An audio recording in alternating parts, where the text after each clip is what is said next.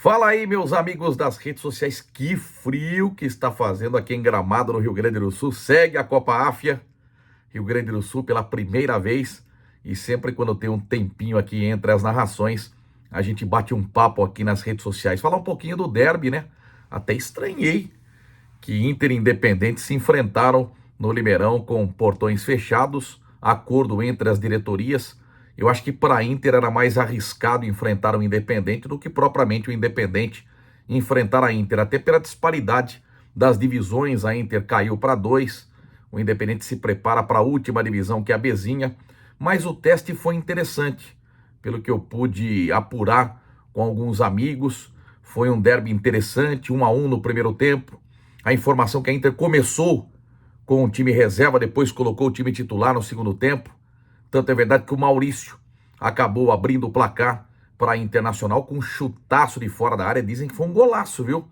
Do Maurício, que foi mal aproveitado no Paulistão. A gente lembra, experiente, 36 anos, jogou no Fluminense, jogou no Corinthians. A gente achava que ele poderia até ser o capitão da Inter no Paulistão, mas nem o Felipe Conceição e muito menos o Márcio Fernandes colocaram o Maurício para jogar. Mas aí o presidente decidiu renovar o contrato do jogador, que eu acho que vai ser muito importante para a Inter na Série D. O que eu vejo no Maurício, muita vontade de querer jogar. E ele abraçou essa oportunidade e um petardo de fora da área marcou um golaço. A Inter saiu na frente contra o Independente. O Galo sim começou com o time titular e empatou no primeiro tempo com o João Vitor, limeirense. Jogou o último campeonato amador. Ele passou pelo Independente em 2020, foi comandado pelo Peterson e foi bem. O João Vitor, que é um daqueles acima de 23 anos. Então, bom jogador. O outro é o Luan Meia e o outro é o volante Guilherme Araújo, né? Ele gosta de ser chamado de Araújo. Então, o João Vitor empatou o jogo. E aí, no segundo tempo, o Bruno Gabriel, zagueiro, que veio do Hercílio Luz, ele tem 1,91 m de altura, ele é muito alto.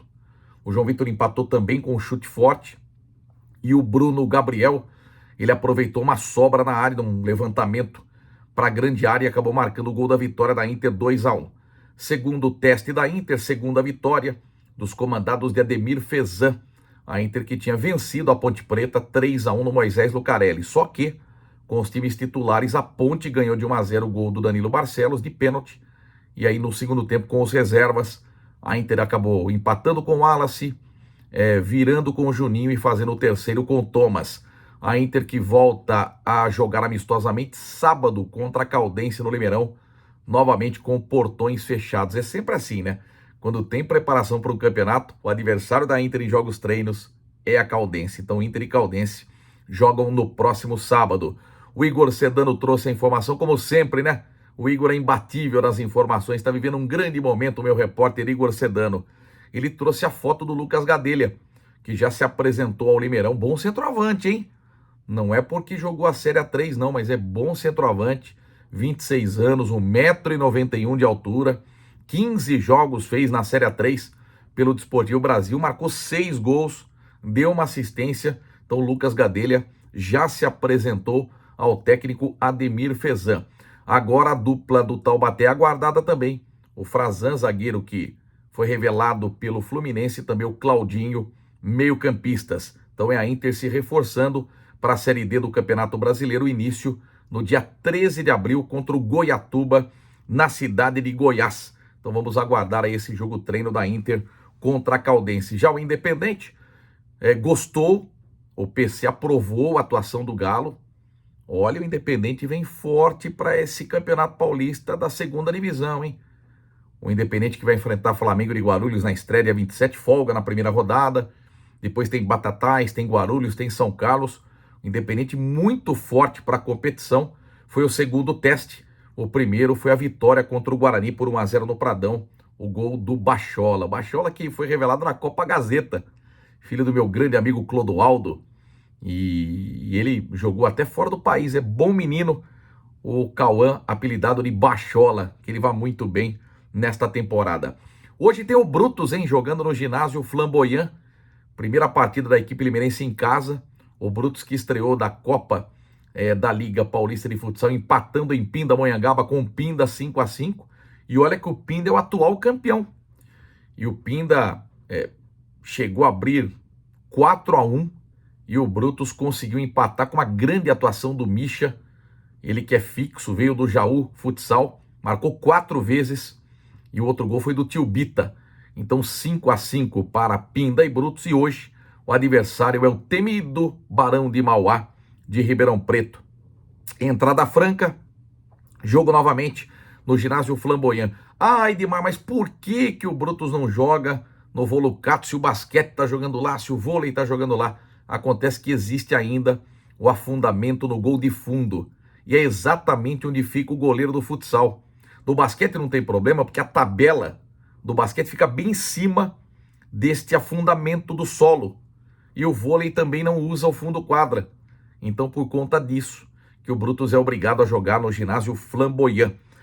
Tô vendo aqui com o Kina Mercuri, que é o nosso informante número 0, são 145 jogos oficiais do Brutus até aqui, isso desde 2020, 43 vitórias, 30 empates, 72 derrotas. Como mandante, o Brutus tem 73 jogos, ganhou 26, empatou 21, perdeu 26. Então, hoje o jogo de número 146 jogos oficiais do Brutus desde 2020. E parabéns ao Misha, que marcou o gol 500 da história do Brutus. Que bacana que ele vá muito bem na partida de hoje. É reforço de peso. Até o Alexandre Pimenta falou: uau, como é que o Brutus conseguiu contratar o Misha? Bom jogador que reforça a equipe limeirense. Taça Libertadores da América, grande vitória do São Paulo ontem na Argentina. Salvou o Luiz Obeldia. Não sei não se o São Paulo perdesse, se o argentino continuaria, hein? 1-0 deu tricolor, gol do Alisson no segundo tempo. Pelo mesmo grupo no Peru, Alianza Lima do Guerreiro, do Hernan Barcos, perdeu do Libertad do Paraguai por 1-0. Aliança que veio da pré-Libertadores, acabou perdendo em casa para o Libertad. Jogos válidos pelo grupo D. Então São Paulo e Libertad largam na frente neste grupo. Hoje tem Palmeiras. 7 da noite o Palmeiras joga no Estádio Nacional de Lima contra o Sporting Cristal. O Verdão vem de um vice do Campeonato Paulista, perdeu para o Corinthians o título. Vem de um empate 0-0 com o Botafogo no Brasileirão, no Allianz Parque, graças ao goleiro Everton. O Sporting Cristal não está bem no Campeonato Peruano, é o 6º colocado e tem um centroavante de 37 anos, que é o Cauteruccio. Então, de olho nele, que ele já tem 5 gols e 2 assistências na temporada. Pelo mesmo grupo de Palmeiras e Sporting Cristal, nós tivemos ontem o Cerro Porteño em casa, goleando o Bolívar pelo placar de 4-2. Então, Palmeiras em campo hoje. Pela Libertadores, são só 2 confrontos entre as equipes, uma vitória para cada lado. Os outros brasileiros, o Botafogo, pelo grupo A, perdeu para a Universidade do Chile fora de casa 1-0. O Fortaleza, pelo grupo E, jogando no Castelão, tomou um lelé, um passeio do Racing 3-0. Surpreendente, viu, esse resultado. Eu achei que o Fortaleza, que ganhou bem do Fluminense na estreia do Brasileiro, eu acho que o time do Juan Pablo Vojvoda, na minha opinião, iria dificultar a vida do Racing. Se bem que no meu bolão aqui, eu coloquei o Racing como campeão da Libertadores. Então, alô Fortaleza, não se preocupe não com esse resultado, porque o Racing é favorito ao título da competição. Mas jogando diante da sua brilhante e maravilhosa torcida, Fortaleza não podia perder de 3-0. Fiquei triste, gosto demais do Fortaleza, queria que o Leão do Pici vencesse esse jogo, mas tem muito campeonato pela frente ainda, eu acho que o Fortaleza vai se recuperar. Hoje nós teremos o Flamengo em campo, pelo grupo C. O Flamengo joga desfalcado contra o Deportivo Táchira na Venezuela, hein? Muitos desfalques o Flamengo tem para esta partida. Tem jogo de Bahia e Inter também, outros 2 brasileiros. Confronto brasileiro pelo grupo F em Salvador. Imagine só a torcida do Bahia, depois de 38 anos, o Bahia jogando a Libertadores e enfrentando o Inter. E os dois que disputaram o título de Campeonato Brasileiro em 88. O Bahia foi o campeão. Então são os jogos da Taça Libertadores da América. Pela Copa Sul-Americana, o Vitória estreou empatando com a Universidade Católica 1-1 no Barradão, jogo válido pelo grupo B.